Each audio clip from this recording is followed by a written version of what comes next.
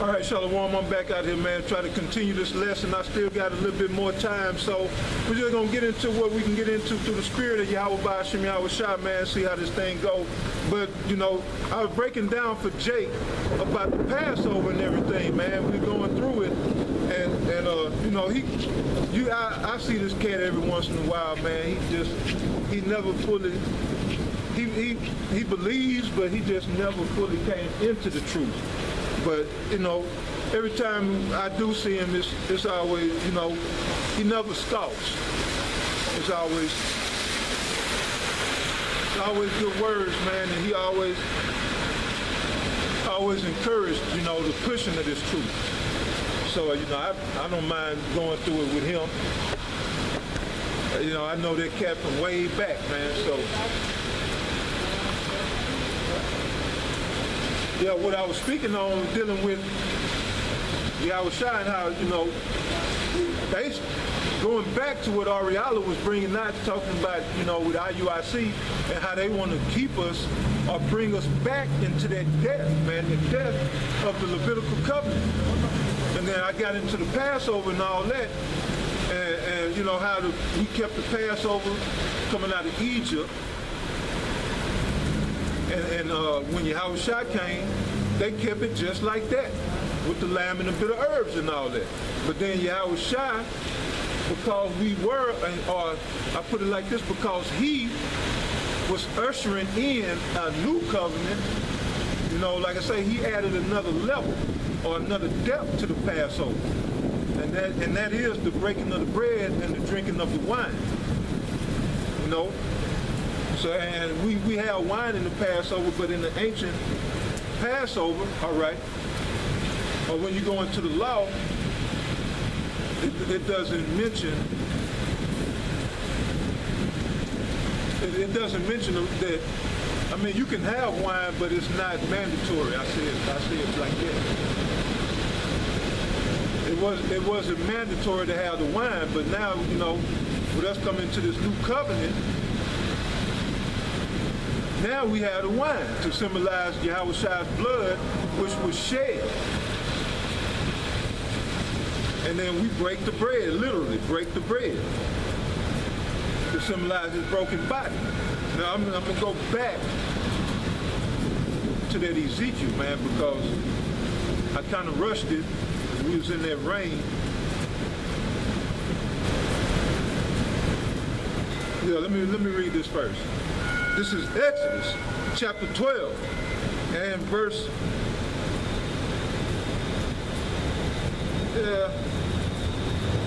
6. So it says, and ye shall keep it unto the 14th day. Well, let me start at 5. Exodus chapter 12, verse 5. Your lamb shall be without blemish, a male of the first year. Ye shall take it out from the sheep or from the goats, and ye shall keep it unto the 14th day of the same month, and the whole assembly of the congregation of Israel shall kill it in the evening. All right, so it said verse 7, and they shall take of the blood and strike it on the two sides of the post. That's the way the ancient Passover was set up. And on the upper doorposts of the houses wherein they shall eat it. And they shall eat the flesh in that night, roast with fire, and unleavened bread, and with bitter herbs they shall eat it. So this is what you're supposed to have. That male lamb of 1 year without blemish, roast with fire, with unleavened bread and the bitter herbs. So again, verse 8, and they shall eat the flesh in that night, roast with fire and unleavened bread, and with bitter herbs they shall eat it. Eat not of it raw nor sodden at all with water, but roast with fire, his head with his legs, and with the purtenance thereof. And ye shall let nothing of it remain until the morning. And that which remaineth of it until morning, ye shall burn with fire. And thus shall ye eat it, with your loins girded, your shoes on your feet, and your staff in your hand.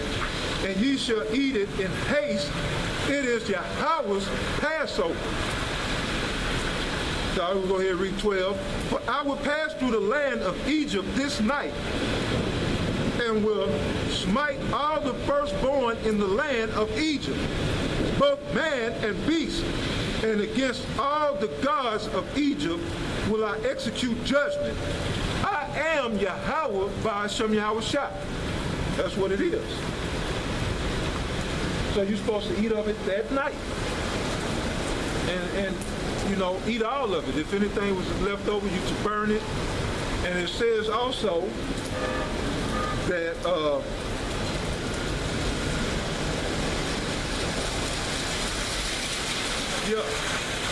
what I was speaking on earlier in verse 11. And thus shall ye eat it, with your loins girded. You're supposed to have your loins girded. You're supposed to be ready for warfare. Like I said, man, we were defying the major power at that time, Egypt. So you had to be ready for whatever. And when you laying up, you looking at a concert, you know, you jamming the Boys to Men, doing a live performance. You know, you got women everywhere all dressed up and shit. You got the lamb laid out on plates. And you sitting down, you got your knife and your fork, you cutting the lamb up, chewing it, you know, and taking your own sweet little time, having a good time. You're not ready for whatever. You know, you're not ready for whatever. And spiritually, in these last days, we need to be ready for whatever. You know, we need to be ready in the spirit. Yeah, and also, you know, be ready physically, but the physical gonna pass, man. All this that you see, even your own body, is staying here. We're blessed to make it up out of here. The only thing that we're gonna leave with is our spirit and our soul. Shit, I don't even want this old played out, tired ass body, man. I'm ready to, you know, Lord bless me with it. I'm ready for some new shit. Ready to get that spiritual body. Retire. But yeah, verse 11 again, and thus shall ye eat it, with your loins girded, your shoes on your feet, and your staff in your hand. And how you eat it, man. So, I mean, you basically, you chewing, gobbling on lamb in one hand, you got your lamb in your other hand. I mean, your staff in your other hand. You got lamb in one hand, staff in the other hand. And see, that's how me and the brothers do it out here, man. You know? See, we just dig in. We dig into that thing, man. Everybody, you know, girded up, got their staff and everything, and we don't even sit down. Majority of the brothers don't even sit down, man. We be standing up, girded, ready to go. It says,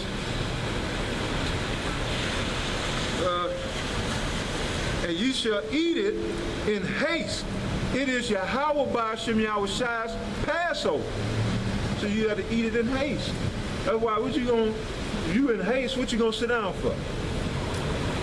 It's just like, you know, in the morning, you getting ready for work, man. You running late, but you know, you had time to put I'm gonna just throw something out there. I don't eat this shit, but you throw a Pop-Tart in the toaster. You know, like I say, you on your way to work. You know, you running a little late. You gonna sit down, man, and get the knife and the fork out.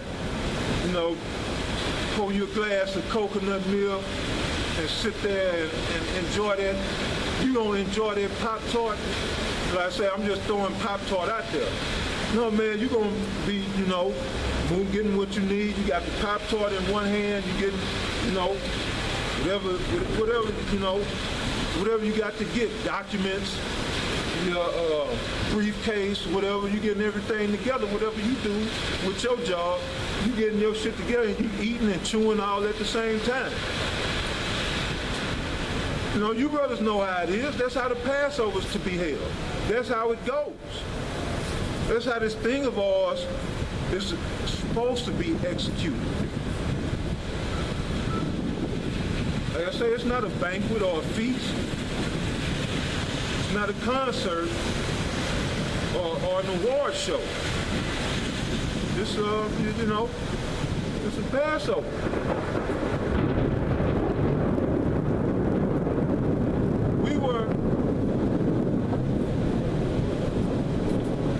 We were doing this to escape death.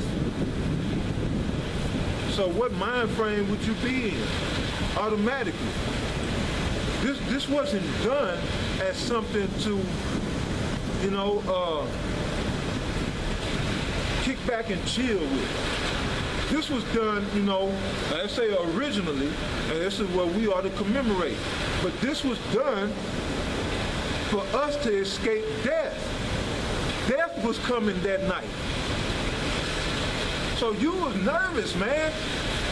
You was nervous than a motherfucker. You just, man, make sure we get this right. Okay, that's the lamb, right? Let me check and make sure there's no blemish on it. You was nervous because you wanted to get that thing right because the severity of it is that your life was on the line. So you're going to be kicked back, hee-heeing and ha-haing, you know, laughing it up with the akyam when your life is on the line. And see, that's the very same gravity that Yahweh Shah brought to it because he was the lamb. You know, when we were doing it to escape death, Yahweh Shah was doing it, he had no escape. He had to go, he knew he was going to die that day. So imagine, man, the mindset that he had to be in. I mean, it's unimaginable. I can't imagine. But I can imagine enough to know he wasn't laughing and playing with the apostles. I can imagine enough to know they wasn't cracking jokes. And you know, it wasn't a jovial mood at that Passover. I know that much. America's going to be destroyed, miss. It's time to repent and get right with the Heavenly Father. He's coming back real soon. So, why would we take this as something light today? Why would we play around with this Passover?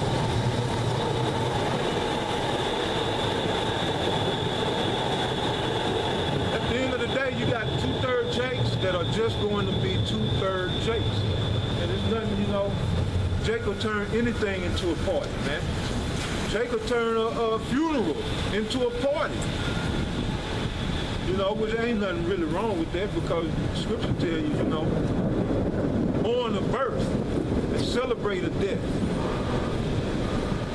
But still sometimes, you know, you grieve for your loss. Ain't nothing wrong with that, but I mean, yeah. Jake would use any excuse, man, to turn something into a party.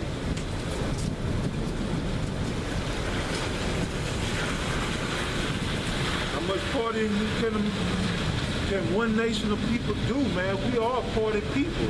We are a party nation, you know? But how much, but man, all this work that needs to be done, that's why, you know, Yahshua woman say, man, just ignore those scoffers. Man, you ain't got to tell me. I pay them no mind because it's too much work to be done. I already know that they're gonna do what they gonna fulfill their lot and what they supposed to do. But you know, yeah, I'm not gonna waste no time going back and forth and back and forth and back and forth with a scoffer. But at the end of the day, he ain't got nothing better to do. But yet, on the other hand, I do. And I need to be about my Father's business. You know, it's too much work to be done. Okay, I'm gonna go back. Yeah, man, we still have a lot of work to be done, not young. So,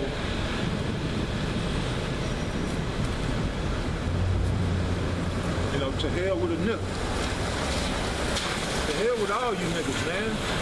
You know, we got bigger and better things to tend to because there are bigger and better things in store for us. Yahweh already told us in his father's house, there are many mansions, man. I'm trying to claim me one of those mansions, advertising. You understand? So I'm going to go back to the book of Ezekiel, chapter 9, verse 4.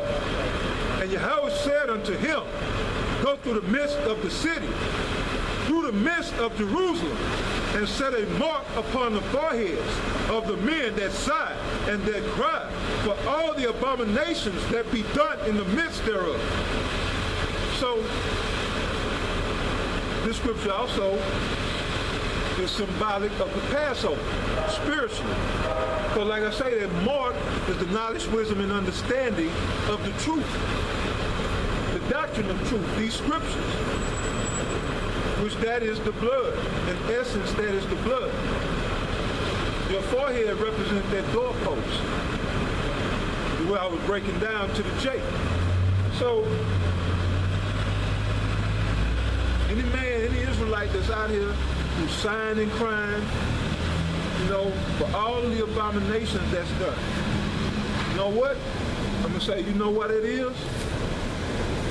Or you know why you catching that hell?